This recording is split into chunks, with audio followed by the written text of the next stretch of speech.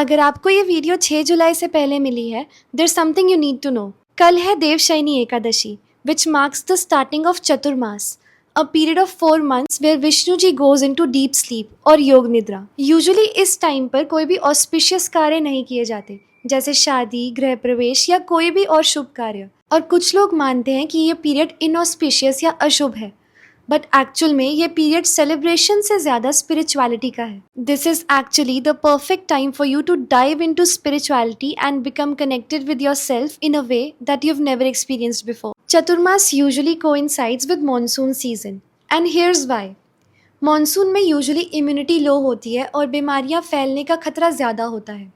इस वजह से डाइटरी रिस्ट्रिक्शंस भी बढ़ जाती हैं। That is why it is recommended that you do more and more fasting and consume less तामसिक foods. फास्टिंग का एग्जाम्पल लें तो इस दौरान सावन का महीना आता है जिसमें सावन के व्रत रखे जाते हैं, और ऐसे ही नवरात्रि में 9 दिन के व्रत रखे जाते हैं which comes under Chaturmas period. All these practices during the Chaturmas not only keep you healthy but are an indication that this is the perfect time for you to start your sadhana.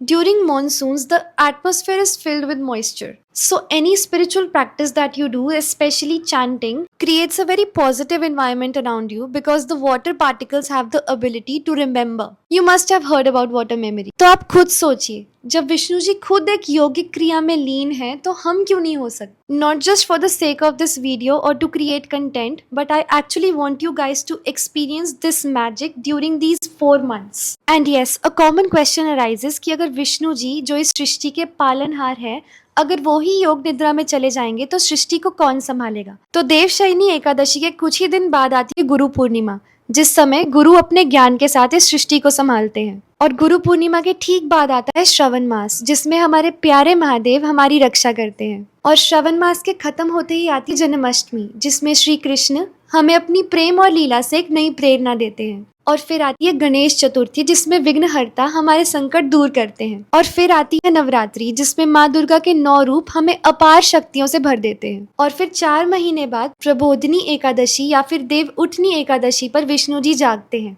और इस संसार में एक नई ऊर्जा भर देते हैं। तो इस चतुर्मास में जब प्रकृति भी थोड़ा स्लो डाउन हो जाती है, विष्णु जी खुद योग निद्रा में चले जाते हैं, आप भी थोड़ा रुकिए, अपने अंदर झांकिए और अपनी उस स्पिरिचुअल साइड को एक्सप्लोर करने की कोशिश कीजिए जो अभी तक अनटच्ड है।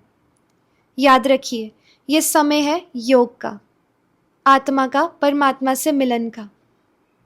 नमस्ते।